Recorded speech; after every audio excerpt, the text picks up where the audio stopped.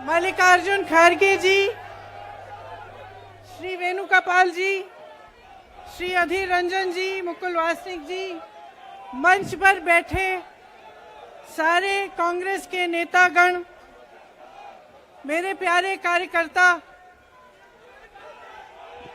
UP के मेरे सारे साथी,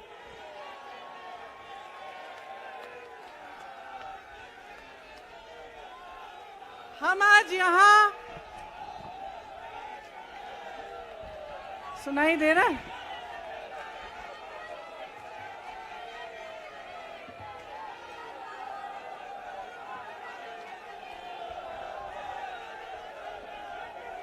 सुनिए,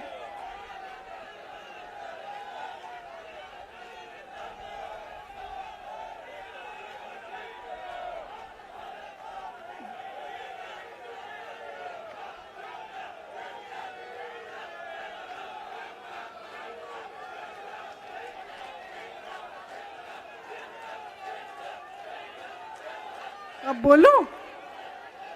इजाजत है? मेरे यूपी के भाइयों, बोलने दो। देखिए, यहाँ पे बैठे हुए मेरे मन में एक पुरानी बात आई। 32 साल पुरानी बात है। मई 1991 की बात है। मेरे पिता की शव यात्रा तीन मूर्ति भवन से निकल रही थी।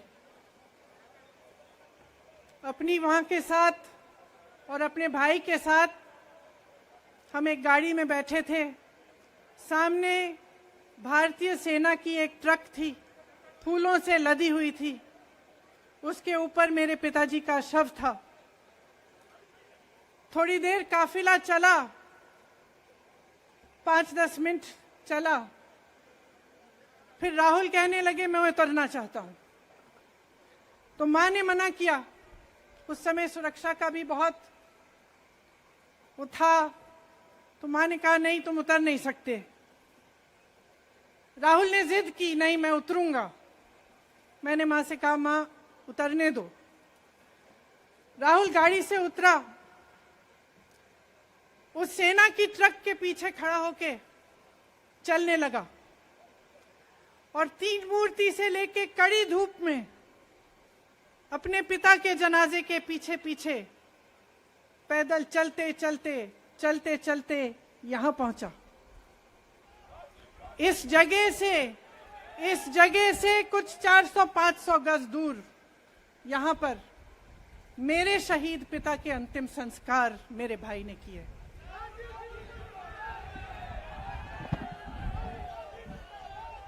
सुनिए, वो चित्र मेरे दिमाग में अभी भी है, मेरे मन में है। मेरे पिता का शव इस तिरंगे झंडे में लपेटा गया था। इस तिरंगे के नीचे मेरे पिता का शव था और उसके पीछे चलते चलते मेरा भाई यहां आया। उस शहीद पिता का अपमान भरी संसद में किया जाता है। उस शहीद के बेटे को आप देशद्रोही कहते हैं, आप मीर जाफर कहते हैं, उसकी आप मां का अपमान करते हैं। आपके मंत्री मेरी मां का अपमान भरी संसद में करते हैं। आपके एक मुख्यमंत्री कहते हैं कि राहुल गांधी को पता भी नहीं है कि उनका पिता कौन है। आपके प्रधानमंत्री भरी संसद में खड़े होकर कहते हैं कि ये परिवार नेहरू नाम को इस्तेमाल क्यों नहीं करता। पूरे परिवार का अपमान करते हैं। कश्मीरी पंडित समाज के रिवाज का अपमान करते हैं, जिसके तहत एक बेटा अपने बाप के मरने पर पगड़ी पहनता है, परिवार की परंपरा को आगे बढ़ाता है। लेकिन आप पर कोई मुकदमा नहीं होता, आपको 2 साल की कोई सजा नहीं मिलती, आपको जेल की सजा नहीं मिलती, आपको संसद से कोई बाहर नहीं निकालता, आपको मना नहीं करता कि 8 सालों के लिए आप चुनाव नहीं लड़ सकते? क्यों? मैं पूछना चाहती हूं क्यों? आज तक हम चुप रहे हैं, हमारे परिवार का अपमान करते गए करते गए करते गए। मेरे भाई ने क्या कहा? संसद में वो मोदी जी के पास गए और उनसे गले लगे। मेरे भाई ने कहा मैं आपसे नफरत नहीं करता हूं, मेरे दिल में आपके लिए कोई नफरत नहीं है, हमारी विचारधारा अलग है, लेकिन हमारी नफरत की विचारधारा नहीं है। तो मैं पूछना चाहती हूं, एक आदमी का कितना अपमान करोगे? कितना अपमान करोगे? क्या यही है इस देश की परंपरा? आप परिवारवादी कहते हैं, तो भगवान राम कौन थे? भगवान राम को वनवास में भेजा गया, उन्होंने अपने परिवार, अपनी धरती के प्रति अपना धर्म निभाया। क्या भगवान राम परिवारवादी थे? क्या पांडव परिवारवादी थे कि वो अपने परिवार की संस्कारों के लिए लड़े? और हमें क्या शर्म आनी चाहिए कि हमारे परिवार के सदस्य शहीद हुए इस देश के लिए, कि इस झंडे में उनका खून है, इस धरती में उनका खून है, इस देश के लोकतंत्र को मेरे परिवार के खून ने सींचा है। और जो सोचता है कि हमें अपमानित करके हमें डराएंगे, हमें धमकाएंगे, जो सोचता है कि तमाम एजेंसियों को लगाकर हम पे छापे मारकर हमसे कुछ भी कर ले, हमको हमें डराएंगे, वो गलत सोचते हैं। हम डरने वाले नहीं हैं। हम और मजबूती से लड़ेंगे। हम इस देश के लोकतंत्र के लिए कुछ भी करने के लिए तैयार हैं। इस देश के लोकतंत्र को, इसकी नींव कांग्रेस पार्टी के महान महापुरुषों ने डाली है। कांग्रेस पार्टी लड़ी इस देश की आजादी के लिए और आज भी इस देश की आजादी के लिए ही लड़ रही है। कभी कभी मैं सोचती हूं, मुझे समझ में नहीं आता कि पब्लिक क्या सोच रही है। क्या देख नहीं रही है क्या हो रहा है?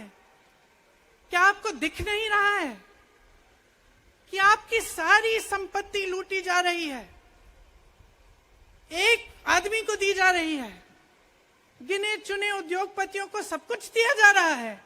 किसकी संपत्ति है? ये राहुल गांधी की संपत्ति है,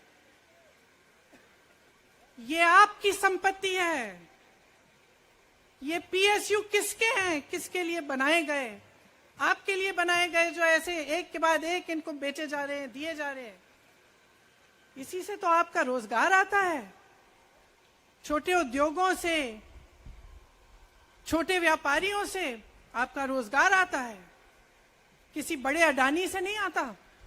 रोजगार नहीं देते, छीनते हैं आपका रोजगार। तो आप समझ क्यों नहीं पा रहे हैं? आप गैस के सिलेंडर के लिए 1000 रुपए दे रहे हैं और यहां आपकी सारी संपत्ति किसी को सौंपी जा रही है। राहुल गांधी जी ने क्या कहा? अरे कौन सा इतना बड़ा जुल्म कर लिया कि आपसे 2 सवाल पूछ लिए, जवाब नहीं दे पाए ना, घबरा गए।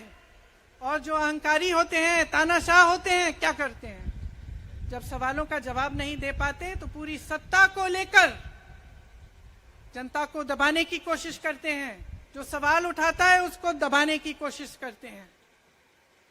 आपने कभी सोचा है, आंखें खोलिए, आपने कभी सोचा है कि ये पूरी सरकार, ये सारे मंत्री, ये सारे सांसद एक आदमी को बचाने की क्यों इतनी कोशिश कर रहे हैं?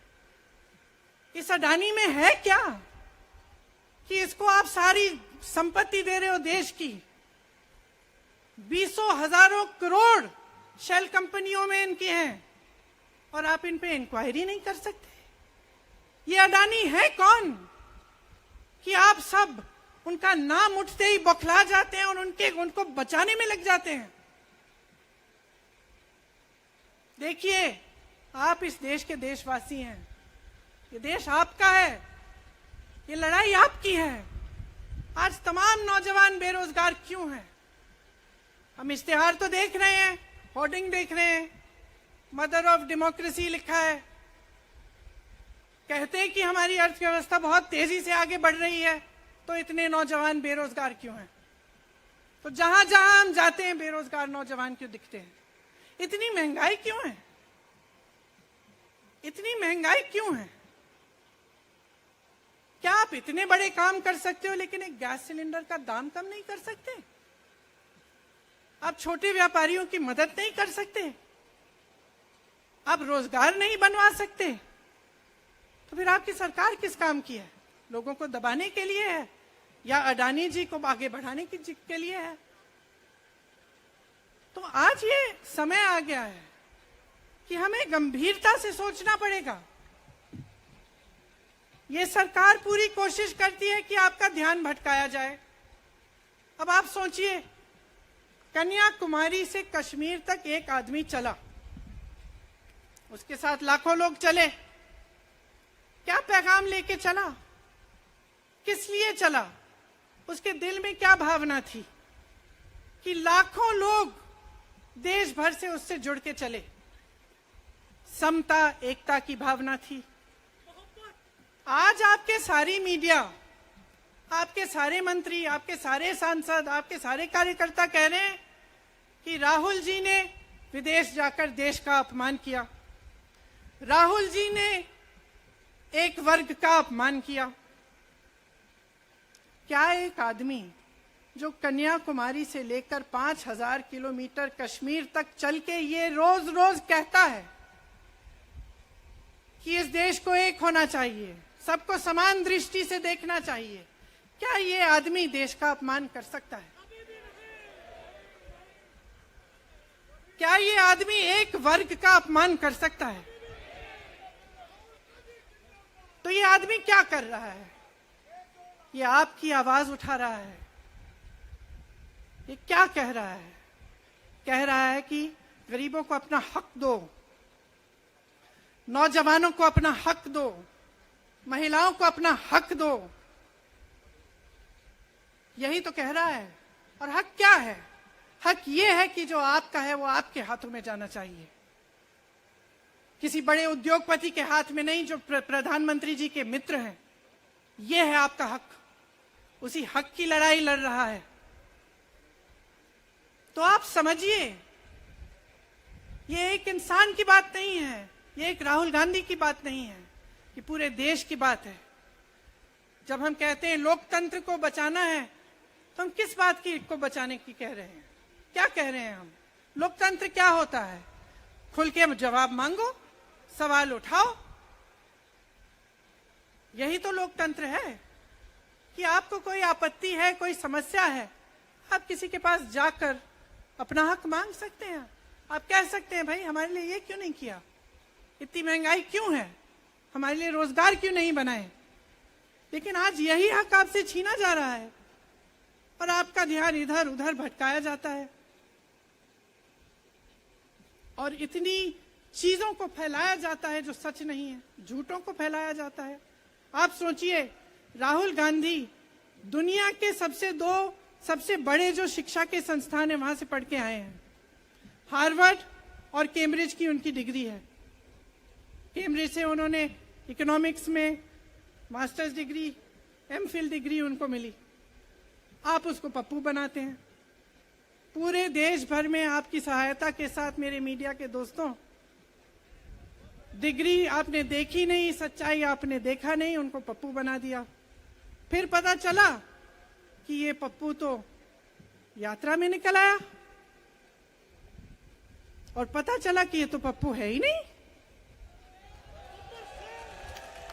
इसके साथ तो लाखों लोग चल रहे हैं। ये ईमानदार भी है, ये सब बातों को समझता भी है, ये जनता के बीच जा रहा है, जनता की समस्याओं को सुन रहा है, तो जनता इसके साथ चली जा रही है। तो घबरा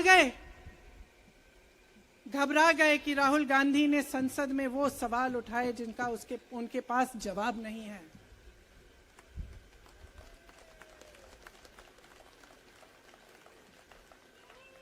क्या किया सुन लीजिए। एक तरफ से हंसी भी आती है कि एक आदमी को रोकने के लिए इतना सारा करना पड़ा। जिस आदमी ने राहुल जी के खिलाफ सूरत में कंप्लेंट लगाई, आपको मालूम है कि पिछले साल उसने खुद कचहरी में जाके बोला इस पे आप स्टे लगा दीजिए। 1 साल के लिए अपने ही केस पे स्टे लगवाया। फिर वापस कब गए केस खुलवाने के लिए? राहुल गांधी के संसद में अडानी पे के भाषण देने के 1 हफ्ते बाद। 1 हफ्ते बाद वो आदमी वापस जाता है, कहता है केस खोल दी, सुन लीजिए अब हम तैयार हैं। 1 महीने के अंदर अंदर जज कह देते हैं कि राहुल गांधी को 2 साल की सजा मिलेगी। आपने देखा इस देश में कितने केस हैं कि जेल में 10 साल के लिए पड़े रहते हैं, उनकी सुनवाई नहीं होती। ये तो सुनवाई भी फट से हो गई, जजमेंट भी फट से हो गई, सजा भी फट से हो गई। और आपने कह दिया अगले दिन कि 8 सालों के लिए ये चुनाव नहीं लड़ सकते, संसद से बाहर कर देंगे इनको। वाह वाह वाह वाह वाह वाह, बहुत धैर्य है आप में। अरे कायर हैं, कायर है इस देश का प्रधानमंत्री। लगा दो केस मुझ पर, लगा दो केस मुझ पर, जेल ले जाओ मुझे भी, लेकिन सच्चाई ये है कि इस देश का प्रधानमंत्री कायर है।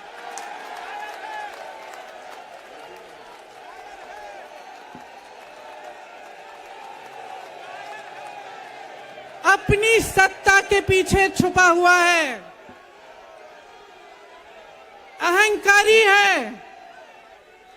और इस देश की बहुत पुरानी परंपरा है, इस देश की बहुत पुरानी परंपरा है, हिंदू धर्म की पुरानी परंपरा है कि अहंकारी राजा को जनता जवाब देती है। और इस देश की बहुत पुरानी परंपरा है कि अहंकारी राजा को ये देश पहचानता है। मेरे परिवार ने मुझे एक चीज सिखाई है कि ये देश दिल से बोलता है और दिल से सुनता है। ये देश सच्चाई को पहचानता है। और मैं जानती हूं कि आज वो दिन है जब से सारा कुछ बदलने लगेगा।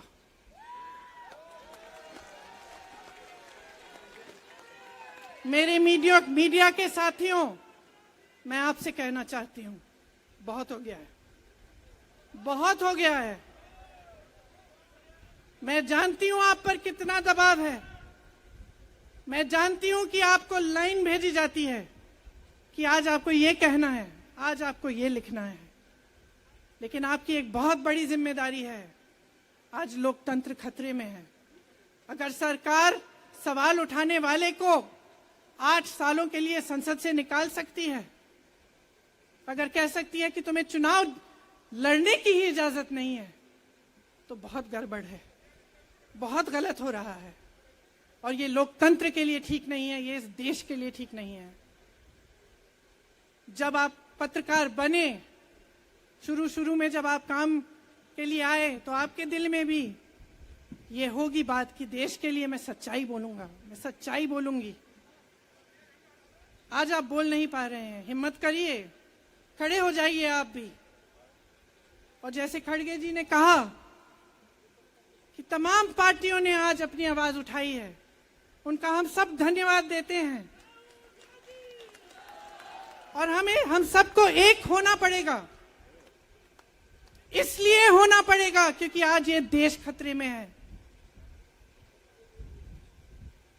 आज इस देश की सारी संपत्ति एक आदमी को सौंपी जा रही है और उस आदमी को बचाने के लिए पूरी सरकार खड़ी हो जाती है। बहुत गलत हो रहा है। अगर आज मेरे भाइयों और बहनों आप इसको पहचान नहीं पाएंगे तो इस देश को बहुत खतरे में डाल देंगे। इसीलिए यहां खड़े हुए महात्मा गांधी जी की समाधि के कुछ ही गज दूर खड़े हुए मैं आपको याद दिलाती हूं कि कितनों ने इस देश के लिए अपना खून बहाया है,